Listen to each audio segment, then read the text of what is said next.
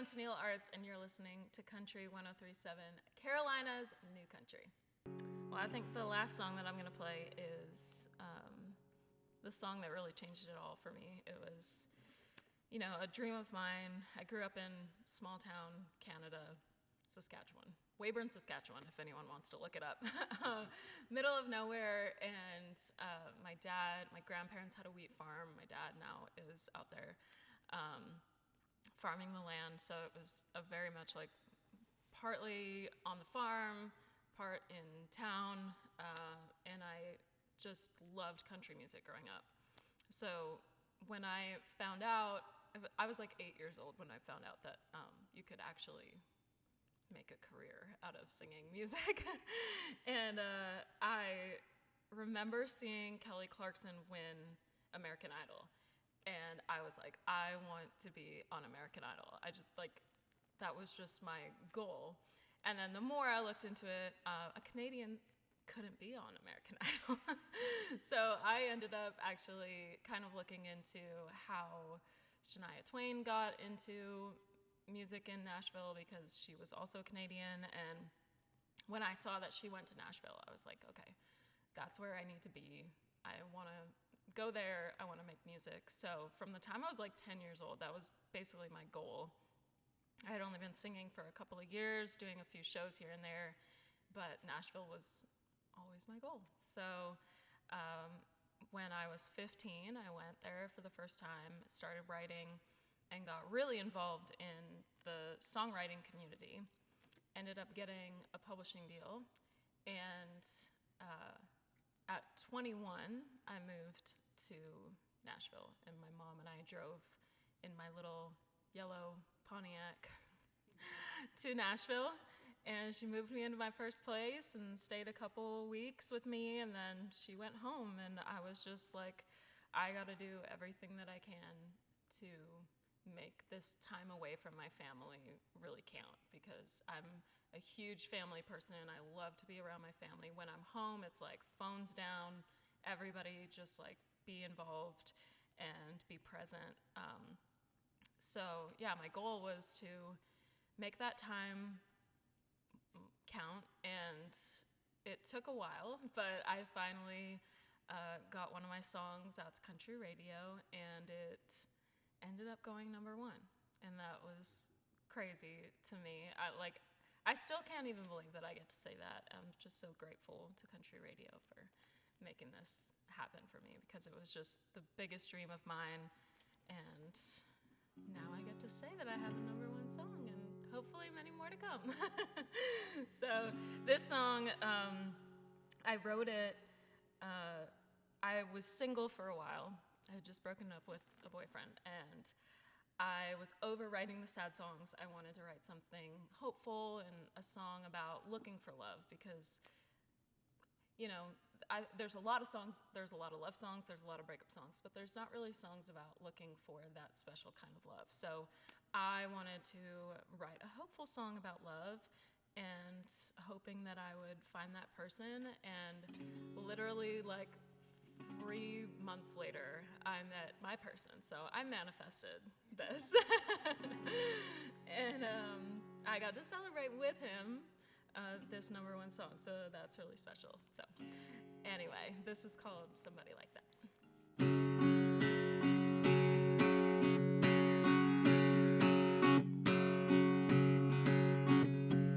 I've seen pickup lines and dive bar strangers slow dance. I've seen happy hour 2-for-1s turn to one-night stands. I've seen neon rebounds, late-night drunk dives.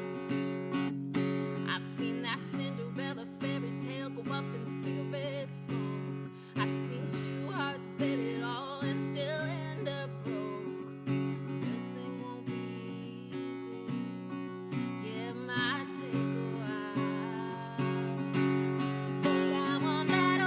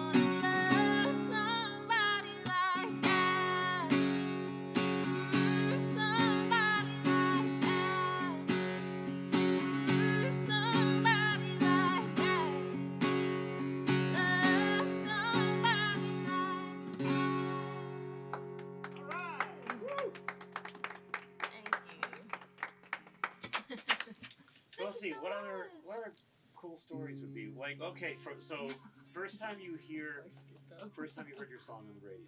Tell me that story. What was that like? The first time I heard my song on the radio, I was actually taking my recycling in. I had my little yellow Pontiac. I was driving, because I'm a big recycling gal, and I was taking things out of my trunk. So I had the trunk open, but my car was still running. And I heard my song, and I was like, I didn't put this on. Like I wasn't just listening to myself in the car. So I was like, oh my gosh, I think I'm on the radio. And I ran in and sat in the front seat of my car and started videoing because I wanted to show my mom and my dad. And I did not, it was such a big dream of mine, especially knowing, like, I drove that car down to Nashville. I was listening to the radio the whole time and just hoping to be on the radio. And then to hear it, I just started videoing, and I didn't expect to get that emotional about it. But I, bawled my eyes out. Like, this video is so special to me because it's just, that real, raw emotion that that unexpected emotion that I've really only experienced a few times in my life, and that was definitely a very, very special moment. That's cool. That's always such a great story and such a personal moment for every artist. Yeah, but it's so cool, especially because as a little kid, you were saying that. Yeah, I was like 8 years old. So I want to do that. Yeah, and I could really. That's a career. Wow, I love that. I know. So you kind of had it in you. Music was in you. You just didn't know what to do or where to start or where it would go, I guess, right? I mean, there's no handbook for Right.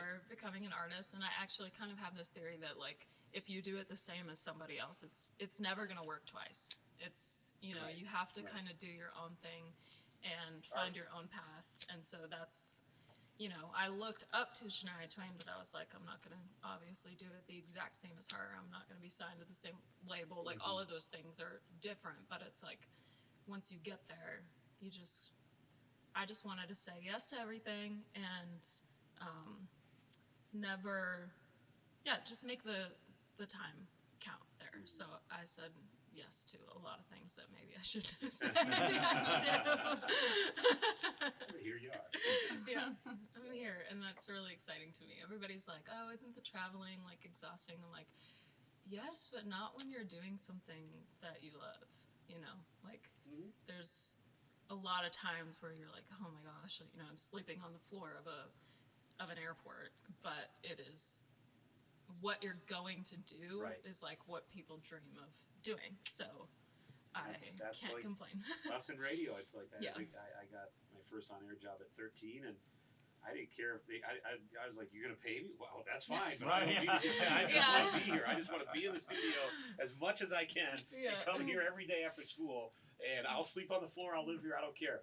Take out the trash, whatever you need me to do. So you just love what you're doing, and that's that's a really lucky thing that we all have jobs that we really like what we do. For real. I feel like there's always a way to make money at something that you love, and that's kind of my motto, I guess. So I don't know if there's any good roads. You want to talk? What's that? It's been a minute, but you want to talk Bachelor at all? That's always been, Oh gosh. How far out are we, or what you can say? Yeah. I've performed on The Bachelor 3 times. Right. And it was such an interesting experience. The very first time that I performed, I had never done a TV performance. So when they say okay, you're just gonna wait and then play your song, I'm like, okay. So we waited around for 2 or 3 hours. My butt was numb. I was sitting on a stool waiting, and I was just like, oh my gosh, I can't do this. And then I forgot to ask what camera do I look at? What do I actually do when I'm performing? So when they came in, they were on their little one-on-one date, and they're dancing, and we're playing the song, and they're literally making out right in front of me. And didn't ask where I was supposed to look, so I was just staring at this couple making out.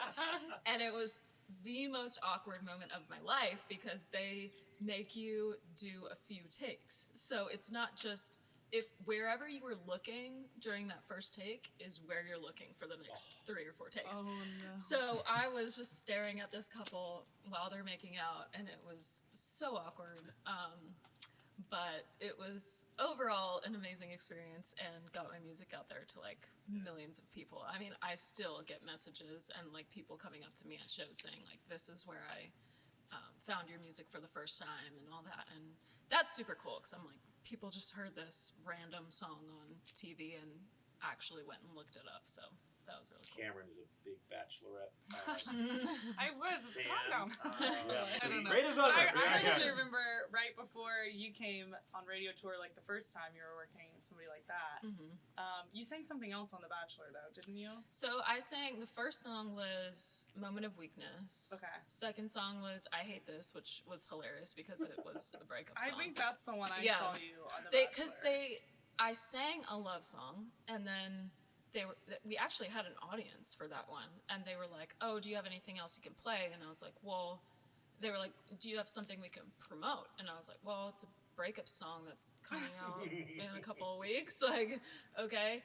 And they were like, great, that's perfect, like, play the breakup song. And little did I know that, you know, a couple of weeks later, the girl that was on that date was gonna leave the show being like, I hate this, and that was the title of the song. So there were so many moments like that I was like, oh my gosh, like this is reality TV for sure. That's crazy. You've done 3 Bachelors. Have your you don't have to say the names, but have your predictions been right on all 3, or have you ever gone?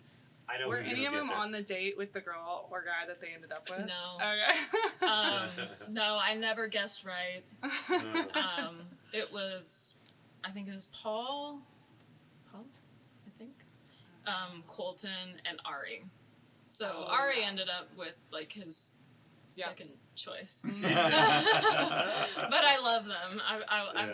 I still follow them, and they're awesome. They have like 3 of the cutest kids I've ever seen. So, guess it worked out. Yeah. I debuted "Jealous of Myself" on the Opry, and that was that's really right, that's really cool. cool. That Was it the new set that they just launched? Because they changed the stage after, I don't know, Oh, really? 15 years. They Wow. have a new Opry stage now. It could have been. I'm not actually sure when. I think it was like December. So if That they've might have changed it been. since. I can't remember if I saw it in January and they launched it this year, or they had Yeah, done it then. But I don't know. But as far as anything else you need to know about favorite me, Christmas song? Um, Don't have one. don't have one. Love them all. Yeah. Not true. You have to tell them the real Christmas music you play. Oh yeah, I don't. Because so I always think it's so bizarre. I love Christmas music, and I love Christmas. Like I'm all about it. But my family, for whatever reason, the Paul Simon Graceland album is our Christmas music. Like that's what we play when we set up our tree and all of that. So it's a very different, like Christmas music for us. But I love it, and yeah, I mean, I played hockey when I was home for Christmas. I played for 1 year when I was 8 years old. But nobody wants to see that. I'm really not that good, but. Is that the only sport you played growing up? I played volleyball. Wasn't very good at that, but I was a dancer. So I grew up dancing from the time I was like 3 until I was 18.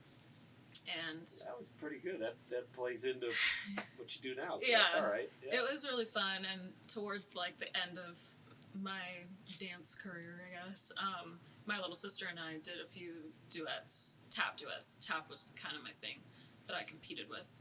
And so also, again, very musical. It's like playing drums with your feet.